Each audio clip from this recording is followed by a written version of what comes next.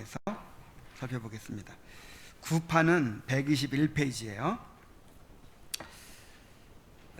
제가 좀 먼저 책을 읽어보겠습니다. 내용이 많지만 그래도 계속 읽기로 했으니까 같이 읽어나가죠. 꿈속에서 보니 두 사람은 계속 함께 걸어가고 있었다. 믿음이 문득 옆을 바라보다가 그들과 한참 떨어져 걷고 있는 수다쟁이를 보게 되었다. 이곳의 길은 상당히 넓어서 그들 모두가 함께 걸어갈 수 있었다. 친구여, 어디로 가십니까? 혹시 천국으로 가시는 길입니까? 예, 그리로 가는 길입니다. 아, 그럼 잘 됐군요. 우리 모두 사이좋게 동행합시다. 기꺼이 그렇게 하지요. 당신들의 동행이 되겠습니다. 그렇다면 이리로 오십시오. 함께 걸어가면서 유익한 이야기로 시간을 보냅시다. 당신이든 혹은 다른 사람이든 함께 유익한 이야기를 나눈다는 것은 제겐 퍽 반가운 일입니다. 그처럼 선하고 값 있는 일에 관심을 갖고 있는 사람을 만나게 되어 무척 기쁘군요. 솔직히 말해서 여행 도중에 무료함을 달래기 위해 무익한 잡담을 나누기를 좋아하는 사람은 많아도 가치 있는 이야기로 시간을 보내려는 사람은 별로 없습니다. 그런 사람들이 별로 없다는 것은 제게 늘 걱정거리였습니다. 참으로 슬퍼할 만한 일이지요. 입과 혀를 하늘에 계신 하나님에 관한 이야기를 하는 것보다 더 가치 있게 사용할 수 있는 일이 어디 있겠습니까? 당신이 그렇게 확신이 넘치는 훌륭한 말씀을 하시는 걸 보니 참 기쁘군요. 제가 한마디 더 거들자면 사실 하나님에 관한 이야기보다 더 유쾌하고 유익한 일이 도대체 어디 있겠습니까? 사람이 경탄할 만한 것들에 대해서 기쁨을 느낄 수 있다면 그처럼 유쾌한 일은 정말 없을 것입니다. 예를 들어 사람이 역사 혹은 신비한 것들에 대한 이야기로 기쁨을 찾는다거나 기적에 대한 이야기들, 기이한 이야기들 혹은 징조에 관한 이야기들을 즐겨 한다면 성경처럼 재미있고 유익하게 기록되어 있는 책을 어디서 찾을 수 있겠습니까? 옳은 말씀입니다. 우리는 그러한 일들을 이야기함으로써 유익을 얻어야 하며 그것이 바로 우리가 지향하는 바가 되어야 합니다. 그게 바로 제가 말씀드리고자 했던 바입니다. 그러한 대화는 사람들에게 많은 지식을 주기 때문에 가장 유익하지요. 예를 들면 세상적인 것들이 모두 헛되다든지 하늘에 관한 것들이 우리의 영육에 유익이 된다는 것 등, 물론 이러한 것들은 보편적인 것들이지만 특별히 유익한 것들을 말하자면 거듭나야 한다는 필요성, 인간이 하는 일의 불충분성, 그리스도의 의로우심이 인간의 구원에 필요하다는 점 등입니다. 뿐만 아니라 우리는 이러한 이야기들을 나눔으로써 회개하는 것, 믿음을 갖는 것, 기도하는 것, 고통받는 것 등등이 과연 어떠한 의미를 갖고 있는지 배우게 되며 또한 복음이 주는 위대한 약속과 위로가 무엇인가를 깨닫게 되어 위안을 얻게 됩니다. 더 나아가 우리는 이러한 이야기들을 통하여 그릇된 견해들을 물리치고 진리를 밝혀주며 어리석은 사람들을 깨우쳐줄 수 있는 능력까지 배우게 될 것입니다. 옳습니다. 당신으로부터 이러한 이야기들을 듣게 되어 참으로 기쁩니다. 그러나 영원한 생명을 얻기 위해서는 믿음이 필요하다는 것과 영혼의 은혜가 작용해야 한다는 것을 아는 사람은 거의 없습니다. 이러한 것들을 이해하지 못하기 때문에 대개는 율법에 의지하에 살고 있는데 이처럼 율법에 의지해 사는 사람은 결코 천국을 차지할 수 없습니다. 잠깐 실례합니다만 그와 같은 하늘에 대한 지식은 하나님의 선물입니다. 어느 누구도 인간 자체의 근면한 노력과 단순한 이야기만으로는 성스러운 하나님의 지식을 얻을 수 없습니다. 저 역시 그것을 알고 있는 바입니다. 하늘에서 주신 바 아니면 인간은 아무것도 얻을 수 없으니까요. 모든 것을 은혜로 얻는 것이지 행위로 되지는 않습니다. 그것을 증명하기 위해서라면 100개의 성경 구절이라도 인용하여 당신에게 설명할 수 있습니다. 그렇다면 이제 한 가지 주제를 정해놓고 그것에 대해 대화를 나누면 어떻겠습니까? 당신이 원하는 대로 하십시오. 그것이 우리에게 유익하기만 하다면 하늘에 관한 이야기나 세상에 대한 이야기 혹은 도덕에 관한 이야기, 복음에 대한 이야기, 거룩한 것, 세속적인 것, 과거에 대한 것, 미래에 대한 것, 외국에 대한 것, 우리나라에 대한 것, 본질적인 것이나 혹은 부수적인 것 등 무엇에 대한 것이든 이야기할 수 있습니다. 이제 믿음은 수다쟁이에 대해 경탄을 금치 못하면서 크리스천 쪽으로 다가가 이제껏 크리스천은 혼자서 말없이 길을 걷고 있었다. 조용히 속삭이기 시작했다. 참으로 용감하고 훌륭한 동행자가 생겼습니다. 틀림없이 이 사람은 매우 뛰어난 순례자가 될 것입니다. 여기까지 우선 보죠. 자, 크리스천과 믿음은 함께 길을 가다가 수다쟁이라는 사람을 만나서 함께 걸어가게 되었어요. 자, 그곳은 길이 넓어서 그들 모두가 함께 걸어갈 수가 있었어요. 이 세 사람이 나란히 걸어갈 수 있었다는 것이죠. 자, 이것은 무엇을 보여주느냐면 핍박 시대에는 교회가 순수성을 유지하지만 평안할 때에는 교회 안에 진정한 회개가 없는 위선자들이 많아진다는 것을 보여줍니다. 오늘날 교회가 그렇죠. 핍박이 극심할 때는 예수 믿어가지고 너무나 많은 것들을 잃어버리는 거예요. 그래서 예수 믿는 사람이 없어요. 가짜로 믿는 사람이 없어요. 그런데 이제 평안할 때는 오히려 예수 믿는 사람들이 대접받는 시대죠. 예수 믿는다고 하면 그래도 좀 나쁜 사람 아니겠구나, 뭐 이 정도 인정받잖아요. 그래서 이제 위선자들이 교회 안에 많아지는 것이죠. 이 존 버녀는 수다쟁이의 특징을 묘사하면서 한 영혼의 심령 속에 진정한 은혜의 작용이 있는지에 대해서 살피는 것과 분별하는 것이 얼마나 중요한지를 교훈하고 있습니다. 한 영혼의 속에 진정한 구원의 은혜가 있는지 그것을 우리가 분별하고 또 살펴야 된다는 것이죠.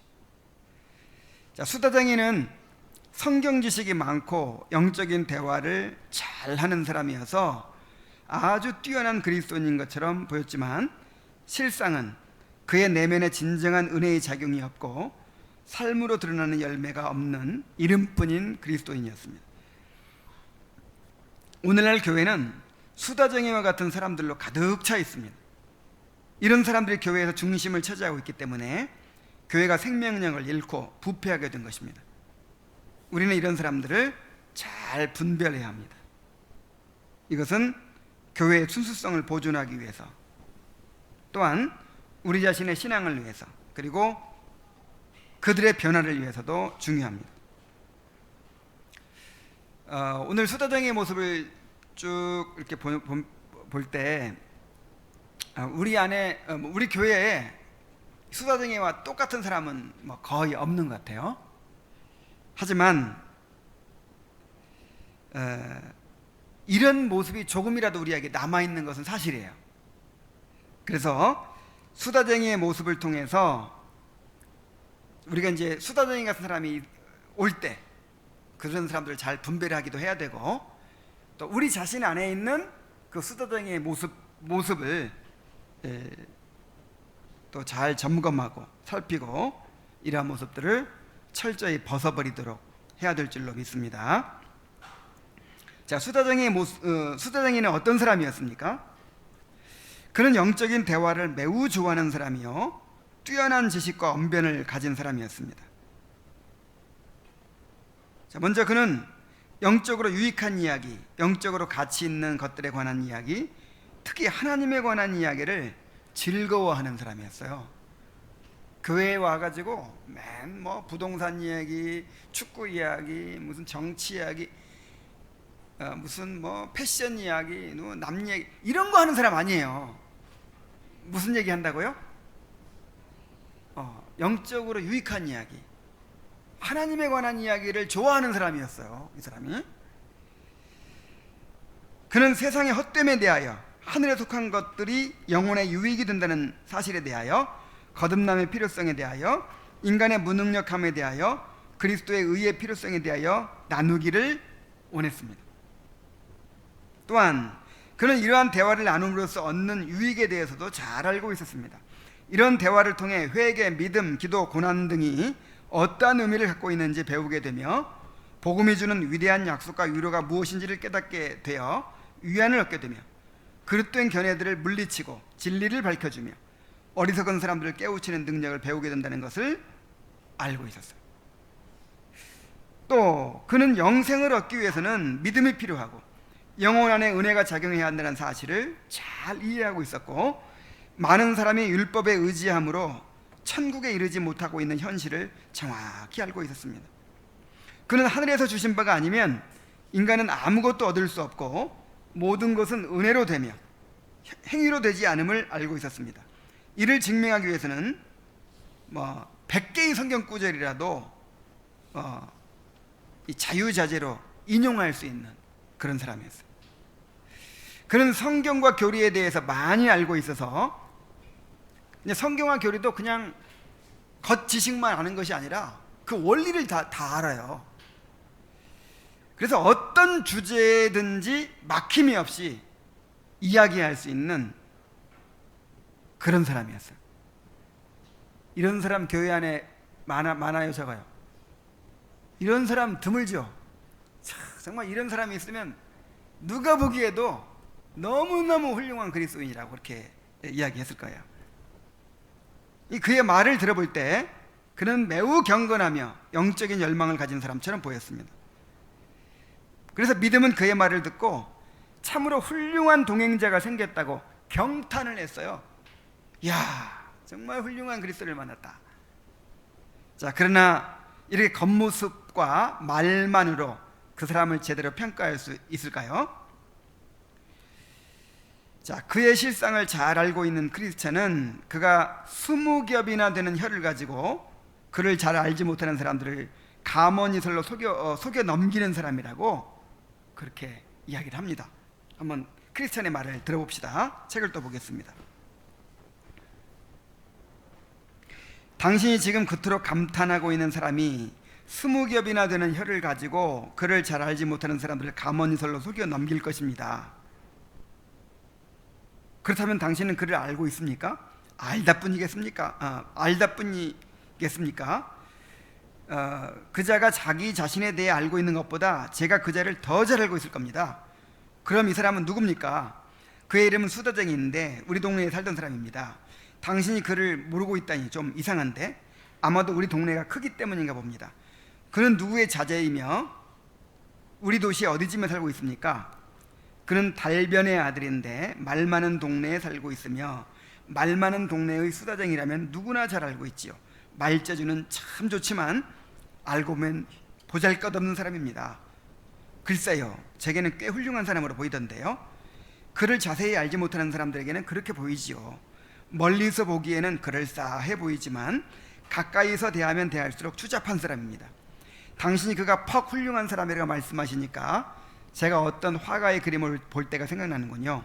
그 그림을 멀리서 보았을 때는 아주 멋져 보이더니 가까이 가서 보니까 점점 형편없어 보이더군요. 당신이 웃으면서 말씀하시는 걸 보니까 아마 농담을 하고 계시는가 봅니다. 천만의 말씀입니다.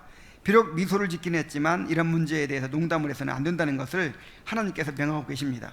더구나 근거 없이 남을 비방한다면 하나님께서 용서하지 않을 것입니다. 저 사람에 대해서 좀 더 자세하게 알려드리겠습니다. 지금 당신과 더불어 이야기를 나눈 것 같이 저 사람은 언제 어디서나 어떤 사람이든 붙들어 놓고 아무 이야기나 이것저것 마구 짓거려대는 사람입니다. 술자석에 앉아서도 아무나 붙들고 이야기를 시작하는데 술이 많이 들어가면 들어갈수록 더욱더 이야기가 많아지지요. 종교라는 것은 사실상 그의 마음 안에도 집에도 대화 중에도 존재하지 않습니다. 그는 단지 혀끝으로만 이야기할 따름이며 그의 종교관은 결국 횡설두설 떠버리는 것에 지나지 않습니다. 정말 그렇습니까? 그렇다면 제가 단단히 속았군요. 속았죠. 틀림없이 속으신 것입니다. 그들은 말만 하고 행하지 아니하도다 라는 말씀을 명심하십시오. 하나님의 나라는 말에 있지 아니하고 오직 능력에 있음이라는 말씀도 잘 새겨두세요. 저 사람은 기도와 회개, 신앙과 거듭남 등에 관하여 말하고 있지만 사실상 말로만 그칠 뿐입니다. 저는 그의 집을 방문한 적도 있고 고향에서나 타향에서나 그를 쭉 관찰해 왔으므로 그에 대해서 제가 하는 말은 어디까지나 사실입니다. 그의 가정은 계란 흰자위가 맛이 나지 않듯이 종교의 참맛이 나지 않는 가정입니다. 그의 집에서는 기도나 회개의 징조가 도무지 보이지 않으며 차라리 그의 짐승들이 그보다 더 하나님을 잘 섬긴다고 보아야 할 것입니다. 저 사람이야말로 종교를 더럽히고 욕되게 하고 수치스럽게 만드는 존재입니다. 그가 살고 있는 동네의 어디를 가나 그를 좋게 말하는 사람들은 거의 볼 수가 없고 그로 인하여 종교 자체도 비난을 받고 있습니다.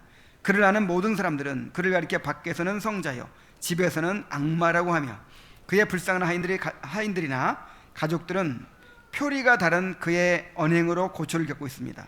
그는 지독한 구두생의 욕쟁이입니다. 그가 하인들을 너무나도 부당하게 대우하기 때문에 그들은 어떻게 처신해야 할지 혹은 그를 어떻게 대해야 할지 몰라 늘 당황하고 있습니다. 저 사람과 거래를 해본 사람들은 그가 거래하기보다는 차라리 잔인하고 포악하다는 터키 사람들과 거래하는 것이 훨씬 낫다고 말합니다. 오히려 터키 상인들과 거래하는 것이 더 공정한 거래가 되리라고 생각하기 때문이죠. 저 수도쟁이는 가능하기만 하면 사람들을 압도하고 그들의 재산을 사취합니다. 그뿐만 아니라 그의 아들조차도 자신의 행적을 따르도록 가르치고 있는데, 만일 자식들 중 어느 하나라도 약한 담력을 소유한 바보라고 판단되면 온유하고 선량한 양심의 소유자를 그는 바보 같은 약자라고 부르지요. 바보니 멍청이니 하고 모욕을 주면서 결국 그들에게 일을 맡기지도 않고 남 앞에서 칭찬해 주는 일도 절대로 없답니다. 제 의견을 솔직히 말하자면 그는 자신의 추악한 일상 생활로 많은 사람들을 구렁텅이에 빠뜨렸고 또 빠뜨릴 것입니다. 만일 하나님께서 막지 아니하시면 더 많은 사람들이 파멸에 이르게 될 것입니다. 아, 형제여, 저는 당신의 말을 믿지 않을 수 없습니다. 당신이 그를 잘 알고 있다고 말했기 때문이 아니라 당신이 크리스천다운 양심으로 사람들을 정직하게 평하기 때문입니다. 당신이 악의를 가지고 그런 말을 했다고 생각할 수가 없습니다. 사실상 당신이 말한 그대로일 거라고 믿습니다. 저도 당신처럼 그를 잘 알지 못했더라면 저도 그의 본색을 파악하지 못하고 그에게 경탄했을 것입니다. 종교를 배척하는 무리들의 입으로부터 이런 말을 들었더라면 저는 그것을 악의에 찬 비방으로 여겼을 것입니다. 악한 사람들의 입에서 선한 사람들의 명성이나 기업을 혹평하는 일이 흔히 있으니까요. 하지만 제가 직접 알고 있는 이러한 모든 행위들만 가지고도 그가 얼마나 사악한 자라는 것을 증명할 수 있습니다. 선한 사람들은 그를 부끄럽게 여기고 있어 그를 형제 혹은 친구라고 부르지 않습니다. 그를 알고 있는 사람들은 그의 이름만 들어도 얼굴을 붉히며 그를 아는 것을 수치로 여기고 있지요. 아, 이제 말과 실제 행동은 별개의 문제임을 알았습니다. 이제부터 이러한 구별을 좀 더 명확히 할 수 있도록 한층 주의를 기울이겠습니다.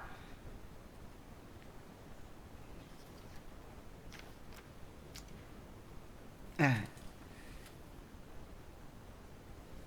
여기까지 너무 기니까 좀 쉬었다가 읽어야겠어요.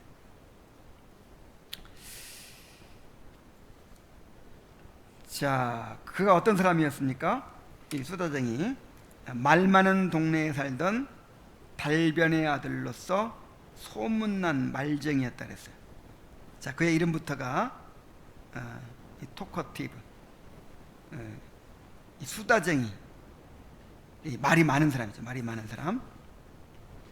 사람마다 듣기는 속히 하고 말하기는 더디야 하라 그랬는데, 이 사람은 상대방의 말을 듣는 것보다도 자신의 지식이나 경험을 말하는 데만 열중하는 사람이에요. 그래서 이 사람의 태도를 통해서 교만하고 또 자기를 과시하고자 하는 태도를 우리가 엿볼 수 있습니다. 자, 그는 잘 알지 못하는 사람들에게는 훌륭하게 보이지만 가까이서 대하면 대할수록 추잡한 사람이었다고 했어요. 그는 영적인 이야기들은 많이 하지만 단지 혀끝으로만 이야기할 뿐, 실상은 진정한 신앙이 그의 마음 안에도 집에도 대화 중에도 존재하지 않았다고 했습니다. 그러니까 영적인 이야기를 장황하게 늘어놓지만 실제로 그의 마음에는 경건의 어떤 능력이 없는 거예요. 은혜의 작용이 없는 거예요. 그의 집에서는 참된 회개의 증거가 도무지 보이지 않았으며 오히려 신앙을 더럽히고 욕되게 하는 존재였어요. 여러분, 신앙이 어디서 드러나죠? 가장 가까이 사는 사람에게 드러나죠. 부부관계는 벌거벗었으나 부끄러워하지 아니하는 그런 관계죠.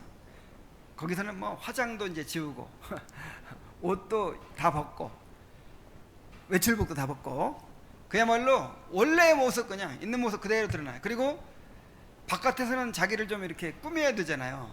남 의식하게 돼. 근데 이제 집에서는 다 볼 것 다 봤으니까 그냥 편하게 막 나와요. 이제 막 이렇게.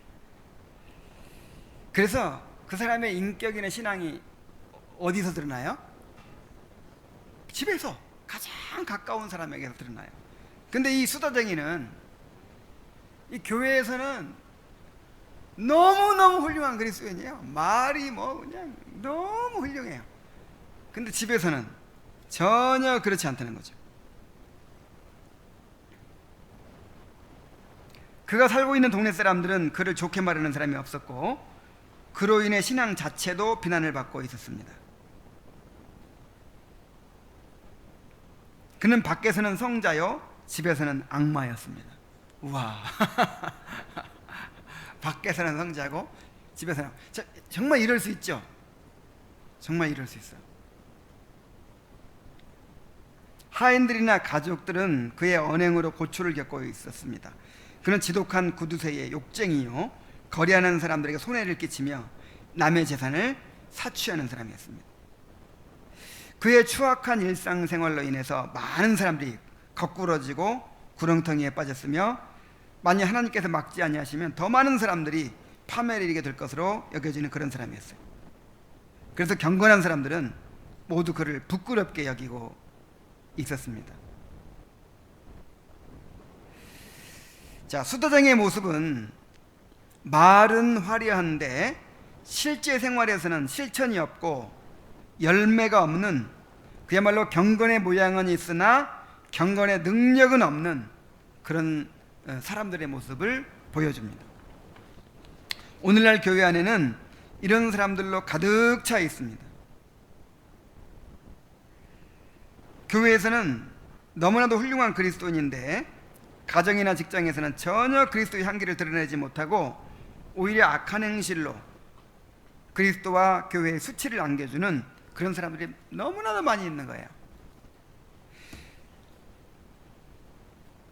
그래서 뭐 신문 방송에 무리를 일으키는 뭐 어떤 사람이 이제 있는데 알고 보니까 교회 장로더라, 뭐 교회 무슨 집사더라, 이런 얘기가 너무 흔한 얘기가 됐죠.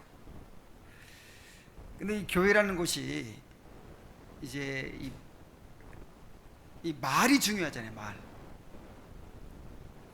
예를 들어서 회의를 한다고 할 때도 말이 중요하잖아요. 그래서 어떤 사람, 말 잘하는 사람들이요, 그 모임을 이끌고 교회를 이끌어 나가게 되기가 참 쉬워요. 어떤 모임에서도 누가 먼저 딱 이렇게 어떤 얘기를 꺼내면, 요즘 뭐 이제 정치판에서도 프레임 전쟁이다, 뭐 이런 말을 하잖아요. 어떤 의제를 딱 꺼내서 그 의제를 이렇게 주도하면 거기에 따라서 사람들이 말을 하게 되잖아요. 그 방향으로 끌려가잖아요. 그래서 말을 잘하는 사람, 뭔가 지식이 많은 사람, 겉으로 보기에 경건해 보이고 참 지식도 많고 그런 사람들이 이 교회 안에서 직분도 차지하고 교회 회의를 주관하게 되고 모임을 이끌어가게 되고 이렇게 될 수가 많단 말이에요. 이런 수다쟁이 같은 사람이 있으면 당장 오늘날 교회에서 뭐 시켰겠어요? 이야, 구역장이라, 구역장. 당장 이렇게 시켰을 거 아니에요. 그러니 교회가 어떻게 되겠어요? 교회가.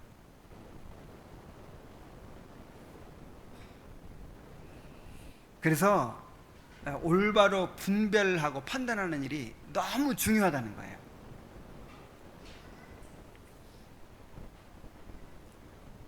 자, 또 계속해서 읽어봅시다. 참으로 말과 행동은 영혼과 육체가 서로 다르듯이 별개의 것들이지요. 영혼이 없는 육신이 죽은 시체인 것과 마찬가지로 행동이 따르지 않는 말도 역시 죽어있는 시체에 불과합니다. 종교의 정신은 곧 실행하는 데 있습니다. 하나님 아버지 앞에서 정결하고 더러움이 없는 경건은 곧 고아와 가부를 그 환난 중에 돌아보고 자기를 지게 세속에 물지 아니하는 그것이니라고 성경에 쓰여있지요. 그러나 수다쟁이는 이것을 깨닫지 못하고 단지 말하는 것으로만 진실한 기독교인이 될 수 있다고 생각함으로써 자기 자신의 영혼을 속이고 있습니다. 듣는 것은 단지 씨를 뿌리는 작업에 불과하고 말은 마음과 생활 속에 참된 열매가 맺어졌다는 것을 증명하기에 충분치 않습니다. 최후의 심판날이 이르렀을 때 사람들은 제각기 그들이 거둔 열매의 성과에 따라 심판을 받게 된다는 것을 우리는 명심해야 합니다. 그날에 이르러 심판자께서는 너는 믿었느냐 하고 묻지 않고 너는 진실로 행했느냐 혹은 말만 하고 다녔느냐 하고 물으실 것이며 행함의 여부에 따라서 심판을 내리실 것입니다. 이 세상 최후의 날은 추수하는 날로 비유될 수 있습니다. 당신도 알다시피 추수할 때 농부는 열매 이외의 것에 관심을 두지 않습니다.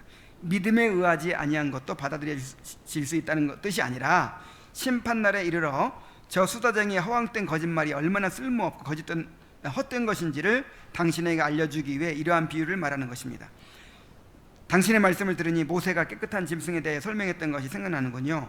깨끗한 짐승이란 굽이 갈라져 족발이 되고 새김질하는 것을 일컬음이요, 굽만 갈라졌거나 새김질만 하는 짐승을 말하는 것이 아니라던 말씀입니다. 토끼는 새김질은 하나 굽이 갈라져 있지 않으므로 깨끗하지 않다고 말씀하셨는데, 이는 수다쟁이와 너무나 유사한 비유입니다. 그는 세상적인 지식을 이용하여 말만으로 새김질을 하지만 행위는 죄인의 길에서 떠나지 못하므로 개나 곰의 발처럼 굽이 갈라지지 않은 부정한 자라 해야 할 것입니다. 제가 아는 한 당신은 그 구절들의 참된 뜻을 말씀하셨습니다. 제가 한마디 더 보태지요. 사도 바울은 말만 하기 좋아하는 사람들을 가리켜 소리나는 구리와 울리는 꽹과리와 같다고 하셨고, 다른 곳에서는 이 말을 좀 더 쉽게 설명하여 생명 없는 것이 소리를 내는 것 같다고 했지요. 생명이 없는 것들, 즉 진실한 신앙과 복음의 은혜를 받지 못한 사람들은 비록 그들의 혀가 천사의 목소리로 많은 것을 이야기할지라도 생명의 자손들과 결코 천국에서 함께 살 수 없을 것입니다. 그렇지요. 처음부터 저 사람과 동행하는 것을 그다지 달갑게 생각하지는 않았지만 이제는 아주 진절머리가 나는군요. 어떻게 하면 저 사람을 떨쳐버릴 수 있을까요? 여기까지. 자, 이 크리스찬의 이야기를 통해서 올바른 분별과 판단의 중요성을 우리가 배우게 됩니다. 자, 크리스찬이 수다쟁이에 대해서 너무나도 가혹한 비판을 하죠. 이 사람은 이 교회에서는 천사인데, 성자인데, 가까이 하는 사람들에게는 악마입니다. 뭐 이런 식으로 너무 하여간 혹독하게 비판을 하죠. 그래서 주님은 비판하지 말라고 했는데 너무 함부로 비판하는 것이 아닌가 하는 생각이 들죠. 그러나 주님은 비판하지 말라고 하셨지만 또한 분별하고 판단하라고 하셨어요. 자, 마태복음 7장 1절 5절에 비판을 받지 아니하거든 비판하지 말라. 너희의 비판하는 그 비판으로 너희가 비판을 받을 것이요, 너희의 헤아리는 그 헤아림으로 너희가 헤아림을 받을 것이니라 하셨어요. 근데 그 말씀을 하신 주님께서 15절부터 20절에는 또 이런 말씀하셨단 말이에요. 거짓 선지자들을 삼가라. 양의 옷을 입고 너희에게 나오나 속에는 노략질하는 일이라. 그의 열매로 그들을 알지니 가시나무에서 포도를, 엉겅퀴에서 무화과를 따겠느냐. 이러므로 그의 열매로 그들을 알리라. 그러니까 판단하라는 거죠. 분별하고 판단하라는 거예요.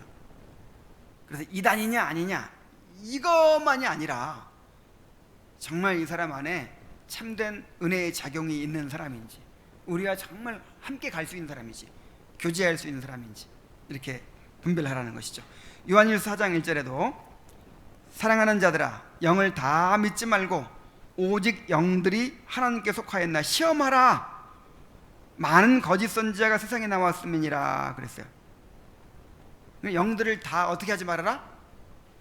여기서 영들이라는 말은 정말 훌륭한 그리스도인처럼 보이면서 우리에게 다가오는 사람들을 말하는 거예요. 그런 사람들을, 그러니까 신천지에서 눈물을 쏙 빼놓을 수 있는 기가 막힌 간증을 한 서너 개 준비하고 다닌다잖아요.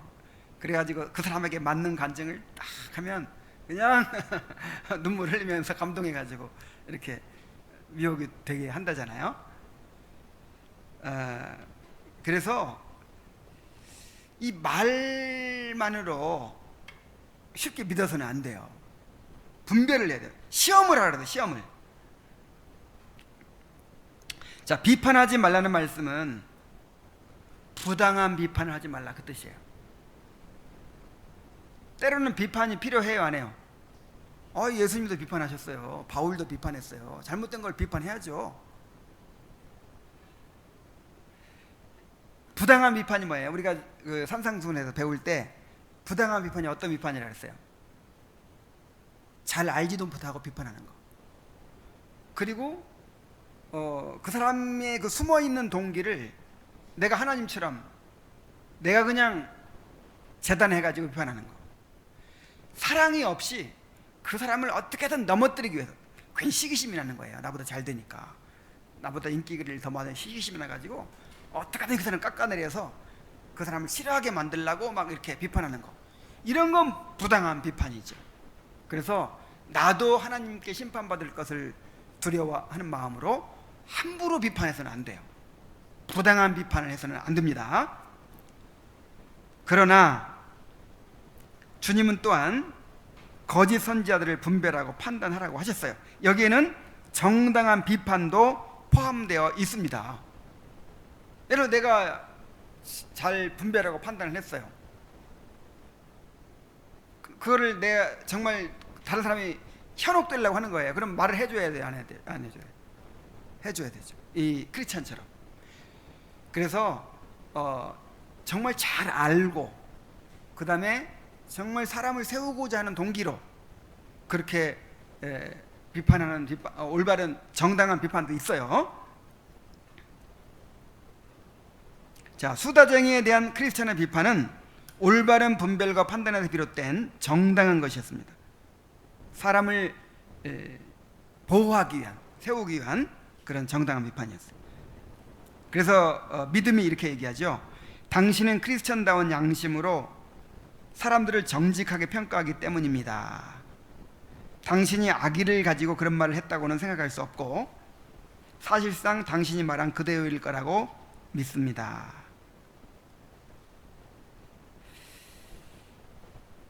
자, 크리스찬의 비판은 수다쟁이에게 믿음이 현혹되지 않도록 하기 위한 믿음을 보호하기 위한 비판이었죠.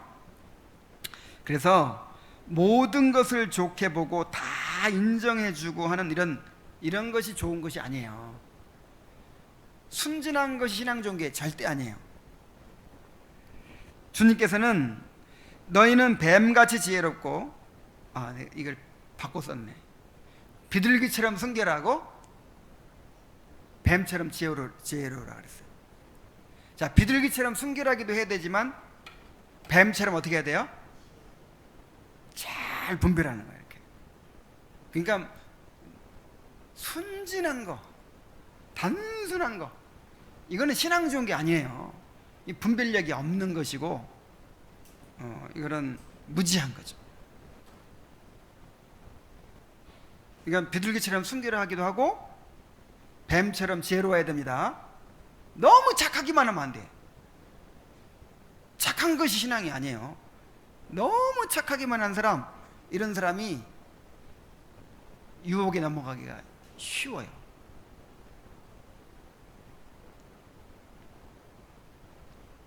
영적인 분별력을 가지고 잘 판단할 줄 알아야 합니다. 때로는 교회를 보호하기 위해서, 다른 영혼을 보호하기 위해서 정당한 비판도 필요합니다. 자, 말과 행동은 별개의 문제라는 것을 또 강조했어요. 믿음은 크리스찬의 말을 통해서 말과 행동이 별개의 문제임을 알게 되었습니다. 이제 말과 실제 행동은 별개의 문제임을 깨달았습니다. 이제부터 이러한 구별을 좀 더 명확히 할 수 있도록 한층 주의를 기울이겠습니다. 그러니까 믿음은 젊어요. 청년이에요. 그래서 순진해. 아직 크리스찬은 결혼도 하고 자식들도 있고 이제 경험을 많이 했기 때문에 좀 더 이제 분별력이 있죠. 그래, 믿음은 그냥 번지르르하게 말하면 그냥 쏙 넘어가 버리는 거예요. 이래서는 안 된다는 거예요. 영혼이 없는 육신이 죽은 시체인 것과 마찬가지로 행동이 따르지 않는 말도 역시 죽어있는 시체에 불과합니다. 참된 신앙은 실천하는 데 있기 때문입니다. 참된 신앙이 어디에 있다고요? 야고보서 1장 22절로 25절 우리 함께 읽어봅시다. 시작. 너희는 말씀을 행하는 자가 되고 듣기만 하여 자신을 속이는 자가 되지 말라. 누구든지 말씀을 듣고 행하지 아니하면 그는 거울로 자기의 생긴 얼굴을 보는 사람과 같아서 제 자신을 보고 가서 그 모습이 어떠했는지를 곧 잊어버리거니와 자유롭게 하는 온전한 율법을 들여다보고 있는 자는 듣고 잊어버리는 자가 아니요 실천하는 자니 이 사람은 그 행하는 일에 복을 받으리라. 자, 이 수다쟁이는 단지 말씀을 듣고 말하는 것만으로 진실한 기독교인이 될 수 있다고 생각함으로써 자기 자신의 영혼을 속이고 있어요. 스스로 속고 있어요. 수다쟁이도 의도적으로 내가 사람 속여야겠다 이거 아니에요. 스스로 속고 있어요. 내가 막 새로운 지식을 많이 알고 올바른 지식을 많이 알고 또 그렇게 말하고 하면서 마치 내가 그런 사람인 것처럼 착각하고 있는 거예요. 자, 우리는 남들이 알지 못하는 수준 높은 지식을 알게 되면 그거 자체가 자신의 수준인 것처럼 착각하게 되기가 너무 쉽습니다. 정말 그렇게 돼요. 정말 새로운 책을 읽고 그래서 막 감탄하고 이야 막 이렇게 막 너무 좋으면 이제 다른 사람 생각해 보는 거예요.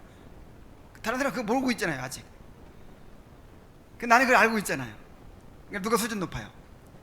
내가 훨씬 수준 높다고 이제 생각하는 거죠. 그래서 마치 자신이 그런 수준의 사람이 된 것처럼 여기고 남을 판단하고 가르치려고 합니다. 그런데 하나님은 우리가 아는 것으로, 우리가 말하는 것으로 판단해요? 아니면 행하는 것으로 판단해요? 우리가 어떻게 행하느냐로 판단을 합니다. 오히려 실제 삶에서 실천하지 못하고 경험하지 못한 사람들이 더 말이 화려할 수 있어요. 여러분, 아이 키워보지 않은 이모들이, 삼촌들이 아이를 어떻게 키워야 되는지 더 잘합니다. 제가 그랬어요. 우리 이제 형님이 결혼해서 아이들을 셋이나 낳았는데 그 아이들을 키우는 거 보니까 이거 뭔가 잘못된 거야. 애를 이렇게 키워서는 안 돼요. 매로 다스리고 버릇을 올바로 가르치고 그래야지 어떻게 아이를 이렇게 키우는지 막 아는 소리를 막 하는 거예요. 아이를 어떻게 교육시켜야 된다. 지금 왜 이렇게 큰 소리 치는 거죠? 안 키워봤으니까. 지금 아이 키운다는 게 뭔지를 몰라요. 진짜 아이를 키워본 사람은 함부로 말을 해요, 안 해요? 못해요.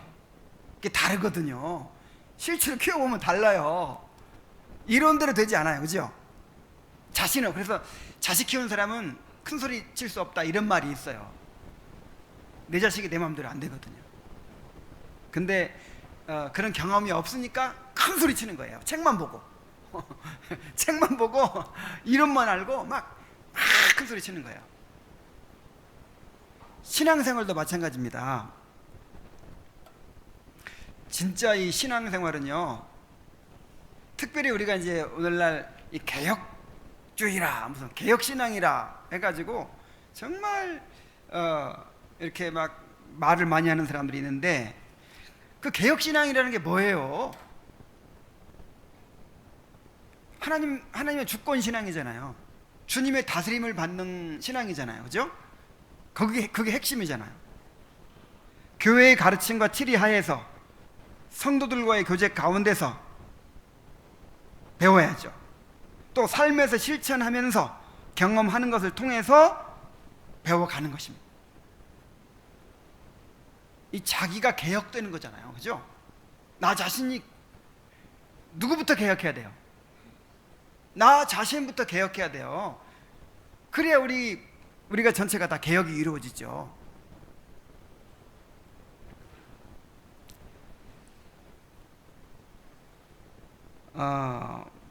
그래서 이렇게 제대로 배워가는 사람들은 어디 가서 큰 소리 치지 않습니다. 항상 부족함을 느끼기 때문이죠. 정말 가정에서 또 공동체 안에서 실제로 그 말씀을 붙들고 씨름하고 실천하려고 애쓰는 사람들은 자신이 있어요, 없어요? 자신 없죠. 늘 죄인이고 늘 부족하고 늘 회개. 어디 가서 큰 소리 못 치죠. 나눌 때 뭐 나눠요? 내가 잘한 거 나눠요? 못한 거 나눠요? 물론 잘한 것도 나눠야 됩니다. 나눌 수도 있습니다. 그게 잘못됐다는 거 아닌데 늘 자기의 부족함을 나누고 그래요. 근데 뭔가 이 교회의 가르침과 치리에 굴복하지 못하고 그 다음에 성도들과의 그 부대끼고 서로 하나 되고 하는 그런 이 교제 속에서 배우지 않고 어느 훌륭한 학자들의 강의를 통해서 또 무슨 스터디 모임을 통해서 책을 통해서 어디 인터넷을 통해서 자 이런 식으로 막 배워요.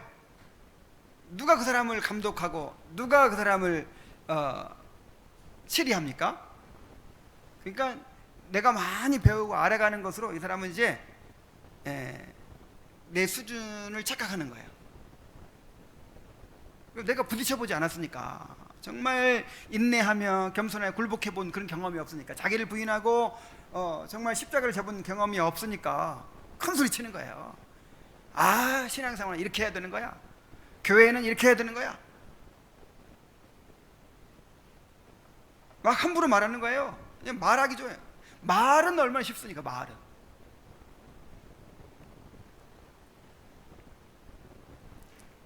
자, 이런 사람들이 수다쟁이가 됩니다. 참, 말로는 쉽지만 이런 사람들에게는 실제적인 신앙의 열매가 없죠. 우리는 우리가 아는 것을 가지고 또는 우리의 신앙 고백, 말 가지고 심판을 받는 게 아니고 뭐에 근거해 심판을 받아요? 행위로 심판을 받아요. 행위로. 최후 심판 때에 하나님께서는 너는 믿었느냐? 믿었느냐? 안 믿었느냐? 예, 믿었습니다. 그래, 너 천국. 이런 식으로 하지 않단 말이야. 행했느냐? 이렇게 물어본다는 거예요.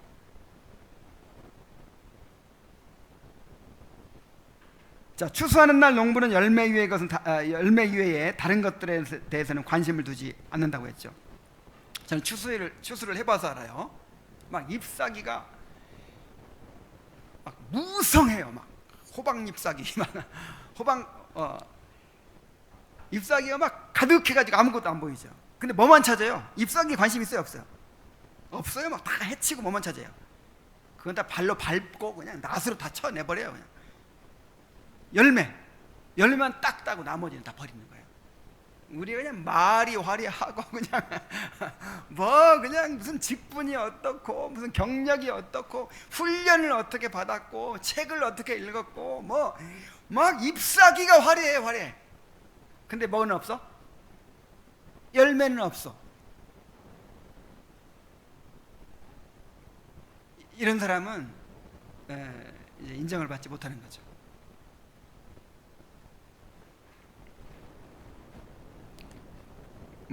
행위로 구원받는 것이 아니라 오직 믿음으로 구원받는데, 그 믿음을 무엇으로 알 수 있어요? 그 열매로 알 수 있잖아요. 열매로. 그 사람 믿음을 열매로 알 수 있잖아요. 그 열매가 뭐예요? 행위예요. 행위. 우리의 실천. 그래서 야고보서 2장 26절에는 영혼 없는 몸이 죽은 것 같이 행함이 없는 믿음은 죽은 것이니라.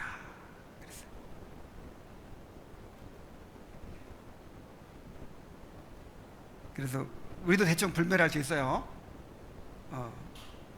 분별해야 돼요. 또 예를 들어서 우리 교회에 장로님을 세웁니다 할 때 우리가 본 걸로 이제 뽑아야 될 거 아니에요.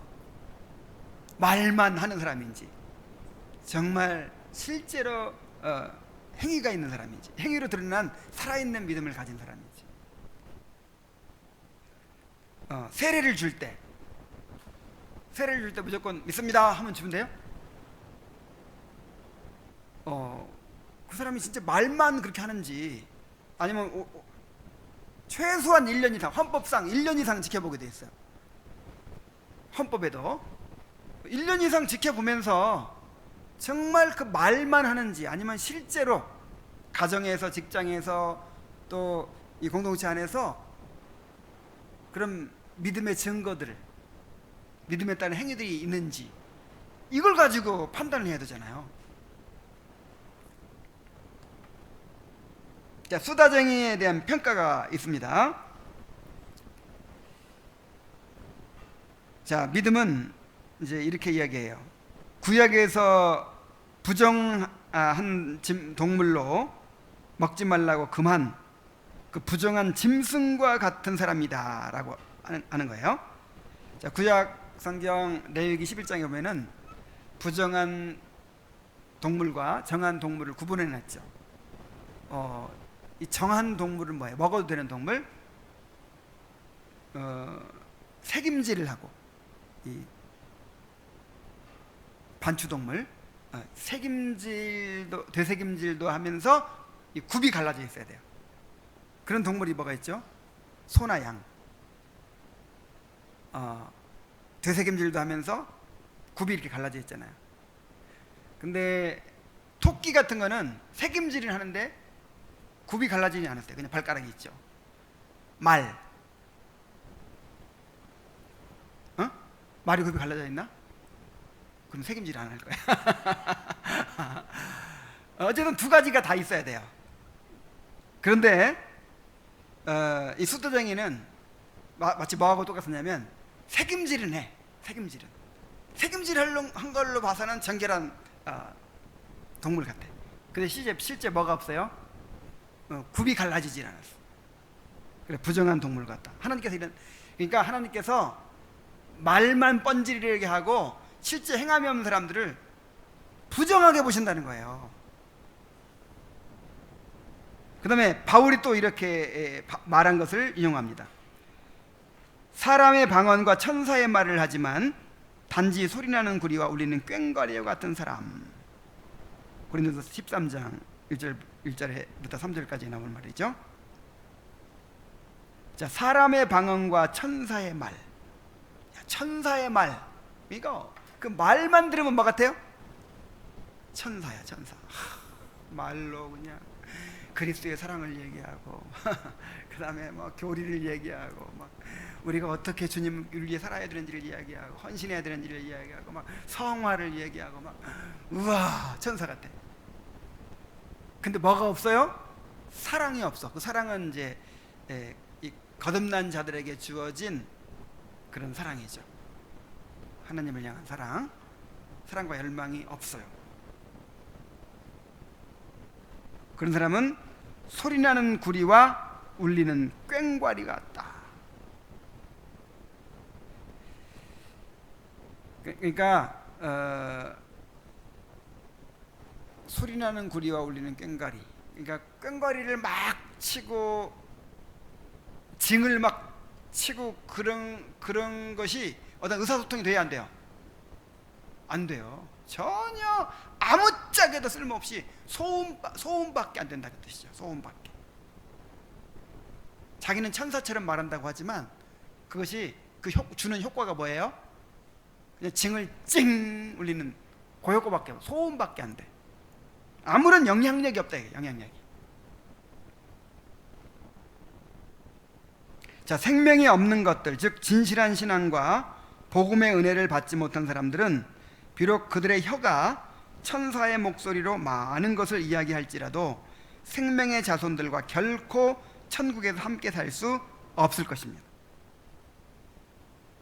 자, 중요한 것은, 자, 마지막으로 이제 이 믿음이 이 사람을 어떻게 떨쳐버릴 수 있을까요? 그렇게 하고 끝나죠. 이런 사람은 어떻게 한다고요? 함께 할 수 없다 이 말이죠. 이런 사람들을 잘 분별하고 판단해야 돼요. 디모데후서 3장 5절에 경건의 모양은 있으나 경건의 능력은 부인하는 자니 이 같은 자들에게서 내가 돌아서라 그랬어요. 자, 경건의 모양은 있으나 경건의 능력은 부인하는 자들. 정말 신앙의 그 체질 자체가 이게 거듭나지 못해서 이러죠. 결국은 거듭나지 못해서 신앙의 체질 자체가 정말 이 교회의 가르침과 치리에 순종하고, 그 다음에 성도들과 정말 하나됨을 추구하고, 그 다음에 하나님의 말씀을 잘 듣고 그를 순종하는 일에 힘쓰고, 자기의 죄를 깨닫고 회개하고, 참 이게 신앙인데, 이런 것이 아예 없는 사람들이 있어요. 그냥 신앙생활에 그 관심이 뭔가 새로운 지식을 막 알아가는, 그리고 또 오늘날에는 이 관용의 정신, 이 포용의 정신이 굉장히 중요한 시대죠. 오늘날의 최고의 가치는 이 관용 정신, 포용 정신이에요. 그래서 심지어 뭐 성적 소수자도 우리가 뭐 이렇게 하여간 모든 그런 사람들을 존중하고 다 인정해 주자는 것이 오늘날을 지배하는 그런 정신이잖아요. 그래서 교회 안에도 이제 그런 정신이 있어서 다 존중해 줘야 된다. 다 존중해 주고 받아주고, 그렇게 이제 너도 나도 다 받아주고 인정해 주고, 이제 그러다 보니까, 그래서 이제 분별 판단 이런 게 없죠. 이 사람이 진짜 거듭나는지 거듭나지 못했는지, 이 사람이 신앙이 지금 바르게 가고 있는지 그렇지 않은지, 이런 걸 분별하고 판단하고, 그거를 교정하려고 하고, 그걸 책망하고, 아니면 함께 할 수 없는 사람은 또 이 공동체 안에 들어오지 못하게 하고, 이런 보호하고 분리하고 이런 게 없죠. 그러다 보니 교회 공동체가 어떻게 돼요? 이런 사람 저 사람 다 들어와요. 그래, 말빨 센 사람, 힘 있는 사람, 열성 있는 사람, 봉사 열심히 하고, 교양 있고, 뭐 인격이 훌륭하고, 뭐 사회에서 좋은 지위를 갖고 있고, 뭐 이런 사람들, 그냥 이런 사람들이 교회의 중심을 차지하는 거예요. 교회가 생명력을 잃고 부패하게 되는 것이죠. 그래서 교회에서 이런 사람들을 잘 분별하라는 거예요. 분별하라. 그래서 이제 우리는 이 숫다쟁이에 대해서 보면서 이거 내가 숫다쟁이가 아닌가? 그거보다는 최소한 숫다쟁이는 아닌 것 같아요. 제가 볼 때. 이 숫다쟁이는 완전히 구원의 은혜가 없는 사람을 말하는 거거든요. 구원의 은혜가 없고, 이 사람은 나중에 이제 그게 밝혀져요. 이제 믿음이 다음 주에 나오는데, 그 질문을 통해서 하나하나 밝혀내요. 근데 우리가 이제 여기서 적용할 건 뭐냐면, 물론 이제 그 수다쟁이 같은 부분도 조금 있긴 있죠. 말하는 것만큼 실천이 돼야 안 돼요. 안 되니까 더 정말 실천하는 일에 힘써야겠다. 내가 말만 하고 그치는 사람이 되어서는 안 되겠다. 이런 건 적용할 수 있죠. 근데 더 중요한 적용점은 뭐냐면, 분별해야 된다는 거죠. 함부로 판단하고 막 함부로 그냥 이렇게 배차고 이러라는 뜻은 아닙니다. 그러라는 뜻이 아니고, 우리가 이 공동체를 잘 보호하고 그 방향으로 가야 되겠죠. 여러분, 우리가 모여서 교제를 하는데 정말 교제가 안 되는 사람, 막 그런 사람들이 들어와 가지고 이 지체가 돼서 이상한 방향으로 막 가요. 그러면 어떻게 되겠어요, 교회가? 지금 무슨 얘기인지 알겠죠? 왜 이게 중요한지 알겠죠? 자, 그래서 이 분별하고 판단하는 게 왜 중요하냐? 첫째로, 내 자신의 신앙을 위해서 내가 영향을 받게 되기 때문에. 둘째로는 교회를 보호하기 위해서. 그런 사람들이 교회의 지체가 되고 중심을 차지하고, 그렇게 교회를 이끌어가면 어떻게 되겠어요? 그리고 세 번째는 그런 사람 자신을 위해서 또 필요해요. 누군가 그걸 들춰내 줘야죠. 그 사람의 문제가 뭔지를 알려줘야죠. 그래서 결국 그 사람에게도 회개하고 정말 구원받을 기회를 줘야 되는 것이죠. 다음 주에는 이제 그 질문을 통해서 뭐 예를 들어서 맨 처음에 구원의 은혜를 받으면 첫 번째 반응이 어떤 것이라고 생각합니까? 뭐 이런 질문을 이제 던져가지고 그 수다쟁이가 정말 그 안에 구원의 은혜가 없는 사람이라는 것을 이렇게 이제 드러내는 그런 내용이 나옵니다. 그 내용을 통해서 또 우리가 정말 이 구원의 은혜가 있는 사람, 은혜의 작용이 우리 안에 있는 사람의 특징이 어떤 것이고, 또 그런 사람들의 교제가 어떤 것인지 더 잘 알 수 있게 될 것입니다. 자, 기도하겠습니다. 하나님 아버지, 오늘 수다쟁이의 모습을 우리가 살펴보면서 먼저는 우리 안에 이러한 수다쟁이와 같은 모습이 있는 것을 또 인정하지 않을 수 없었습니다.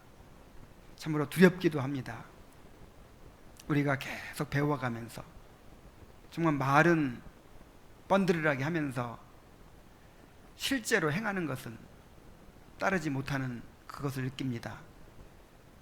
교회에서는 성자 같지만 정말 가장 가까운 사람에게는 때때로 악마 같은 모습이 드러납니다.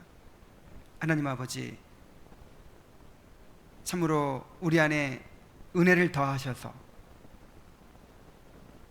우리가 지식으로 끝나는 것이 아니고 말로 끝나는 것이 아니고 실제 삶 속에서 경험되고 실천되는 그런 사한 지식이 될 수 있도록 인도하여 주옵소서. 또한 크리스천처럼 이런 사람들을 잘 분별하고 도울 줄 아는 사람이 되게 하여 주옵소서.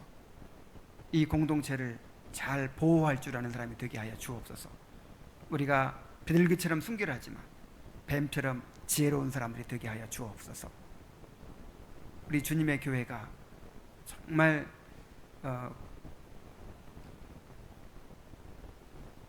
이런 수다쟁이 같은 사람이 생겨나지 않게 하시고, 이런 사람이 또 자리를 차지하고 교회를 부패하게 만드는 일이 생기지 않을 수 있도록 인도하여 주옵소서. 예수님의 이름으로 기도하옵나이다. 아멘.